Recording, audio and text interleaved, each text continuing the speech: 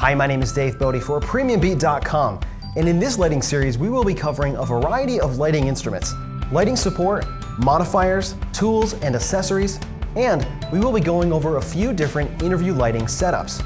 In this video, we will be talking about some basic characteristics of lighting instruments.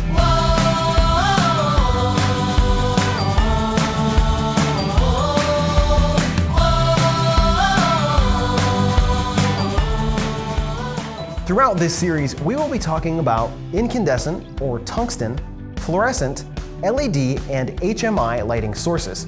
I won't be covering HMI lighting in great detail because this course is more focused on the productions you will be doing with smaller crews and one-man band setups. I will reference HMIs from time to time, but we will be focusing on incandescent, fluorescent, and LED lights. The first thing we need to do is address a lighting instrument's output. The output of a light will determine whether it's going to work in a given situation. Some lights are not going to have the punch required to get the job done. Light output is something that can be measured, and many professional manufacturers of lighting instruments will list the light's output in the specifications of the light, and they'll look something like this. All right, what we're looking at here is we're looking at lowell.com. We're going to be looking at several lights from Lowell throughout this lighting series, and they have some beam performance data listed for their lights. Now, this particular light is the Lowell Prime LED 200, and right down here you can see this little graph, and what this is showing you is a couple things. We have the beam angle, so this is about a 50-degree beam angle lighting instrument. Then we have this little graph here which is showing us foot candles and distance. So we have distance in feet and meters, and then the same thing going up this way for the spread of the beam. And over here it says the beam angle is the point at which the intensity drops to 50% of maximum. So you may have some more spill beyond this point, but it gives you a general idea of where most of the punch from this lighting fixture is going to be. So we can see here, if we were to place this, say 9 feet away from our subject, our maximum output would be 39 foot candles. And at that distance, we're looking at about 4.5 feet on either side, maybe about a 9-foot wide swath of light that it's going to put out there. So that'll give you a good idea of what to expect in terms of output there. We can jump over here and check out another one. Now, this is a PDF here from another lighting instrument we're going to take a look at. This is an ETC Source 4 with a 70-degree lens barrel on it. This is a ellipsoidal spotlight, which is pretty large, but it has a tremendous output.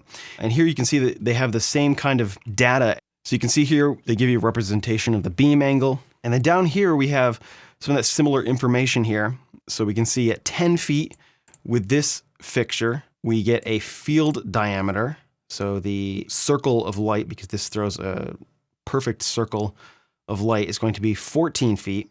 And we get 223 foot candles at that distance. And then they actually give you a luminance plot, if you will.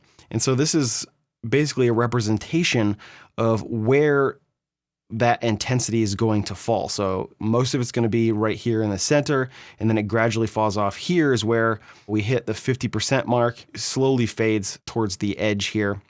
And so you get some good, useful information there. And then down here, you can see they basically have some different data that you can work out if you're using different lamps with this fixture. So if you were to use a 575 watt lamp or a 750, you have some different data that you can plug in there. And then over here to ARRI. ARRI has a little photometric calculator. And basically what you can do is you can select the fixture. So let's say we're going to use a floodlight. How about an ARRI light? That's kind of an open face light right there. It uses the HPL lamp, which is the same lamp as the Source 4 uses. And then down here, we have some very useful data as well. We have the same distance and illuminance ratings down here, the beam diameter and the beam angle. This is a fixed beam unit, and it's about 70 degrees. If we plug in here, let's go to feet, and we go down to 10 feet. If we go too low, it'll say below safety. You don't want to put things too close. At that distance, there's, you run a high risk of burning and melting. So I think the closest we can get is about 10.3.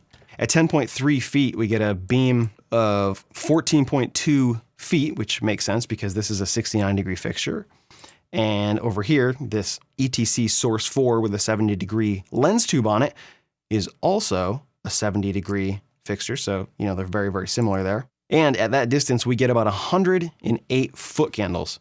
Even though we're using the same exact lens on this, we get less than half of the output that we do from that Source 4. We'll be taking a look at that Source 4 later. It's an incredible lighting fixture with a very spectacular amount of light output.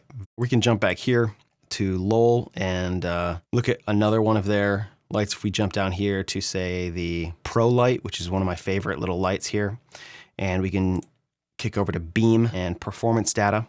We can see here, this is a variable beam unit, and the very tightest 10-degree beam angle, that's for the super spot, which you basically have to swap out the lens because it comes with a prismatic lens, which we'll look at later.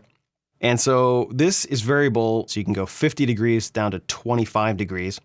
And so at the widest here, at 50 degrees, if we go to 10 feet, at flood, we're looking at 23 foot candles, and that makes about a 10-foot beam there. And that's a 200-watt light fixture. So it just gives you some ideas. We're going to look at in a second a very easy calculation that you can do to figure out exactly how much light you would need with some specific camera settings. Now, that's not going to work perfectly if you are bouncing or you are shooting through some kind of diffusion, but this will give you a general idea of where to start, or maybe you just want to use the lights direct on to your subject. So just an idea of some beam and performance data out there from 3 manufacturers. You won't find this kind of data if you're looking at lights that you find on Amazon or eBay, no-name Chinese knockoff brands.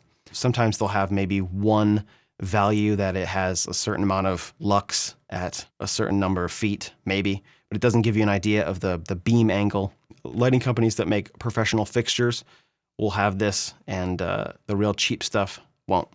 As you can see, the light output will change based on the distance from the light. And the light output you need in a given situation varies depending on your camera's ISO, lens aperture, and shutter speed. There are tools that can measure the light to help you get a proper exposure. There are dedicated light meters and even apps for smartphones that do a pretty good job with this. There's also a general formula that you can use. At ISO 100 and 180-degree shutter at 24 frames a second and at T28, we need about 100 foot candles to get a decent exposure. In this test, I'm going to use the Canon C100, which has a native ISO of 850.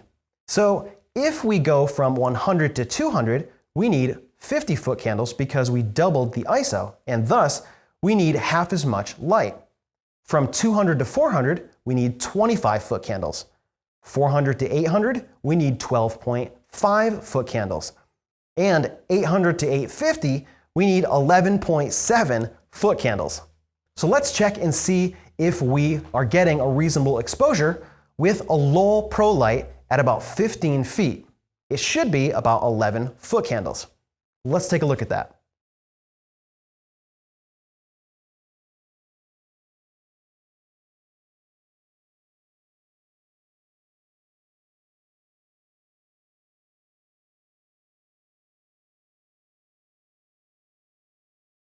So there you go.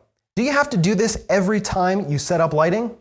No, but it's useful for multiple setups and different gear because you'll be able to get exposure dialed in faster with a bit of knowledge at your disposal.